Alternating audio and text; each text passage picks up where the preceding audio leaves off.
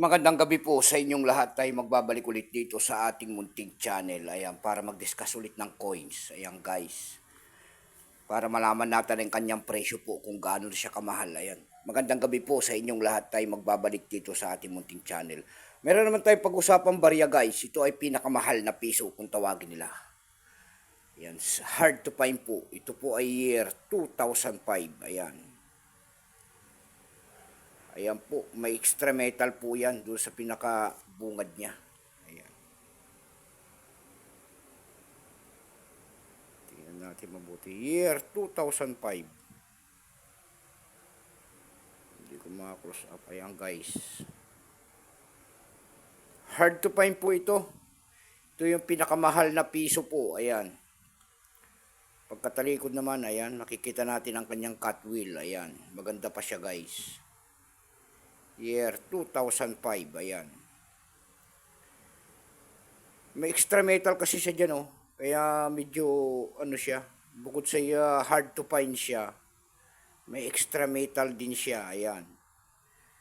Kaya pag ganyan nyo, ayan, makikita nyo, year 2005, guys. Ito po ay hard to find, kung tawagin nila, ayan. Ito ay may presyo na, mga ganito mga coins, 2005. Ayan.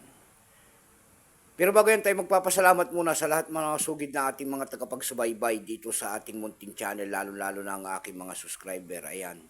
Ito po ay year 2005. Mayroon din tayo na hunt guys. Ayan. Papakita ko rin sa inyo. Hindi ko alam kung anong klaseng error. Ayan. Ayan guys. 5 pesos na wala na siyang muka. Ayan, error coins. Ayan. Year 1993. Pagkatalikod natin na ganun, wala na siyang muka. Ayan. Hindi, ayan o. Wala na siyang muka guys. Pero kung burado yan, kung burado naman yan, ibig sabihin burado na dapat lahat yan o.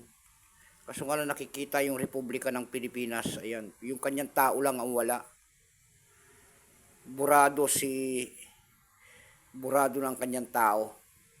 Mayroon din tayo ritong coins guys na rotated error, ayan kung tawagin nila. Ayan o. Ayan. 25 centavos po ay year 1964, ayan. Pag ganyan nyo po, ayan. Pag ganyan nyo po, pagkatalikod po, makikita nyo po, ayan. Hindi po siya exactly, dapat nakaganyan yan. Ayan, dapat nakaganyan ito, nakaganyan dyan. Kasi pag ganun nyo, ayan o, ayan guys. Pag ganun dapat, ayan, kaya error coin siya. Tingnan natin dito sa compression nito, ayan, itong year 2005 na ito. Ayan. Yung namang hindi pa po nakapag-subscribe dito sa ating YouTube channel, anyayaan ko lang sana kahit malaking tulong na po ubagay ang inyong magagawa tulad ng pagpindot ng ating subscribe button, like and share para ma-update ko kayo sa mga latest ko pang gagawin mga video about coins. Ayan. Tignan na natin kung magkano na ang bintahan nito guys.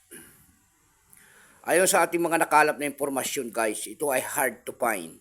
May nagbebenta na po ito ng nung unang labas niya, nakita natin may mga nagbebenta nito ng 1K. Pero ngayon yung bumaba ang presyo nito, ayan, nagkaka-range po itong 2005 na ito na 600 po. Ayan. Baka mayroon kayong mga ganyan mga coins, ayan. Willing tayong bilhin po guys at mahal na po. Ang range po natin dito ay 700 po. Ang year 2005 na yan, ayan, 700. So hanggang dito na lamang po ang ating vlog. God bless po sa inyo lahat at magandang gabi po.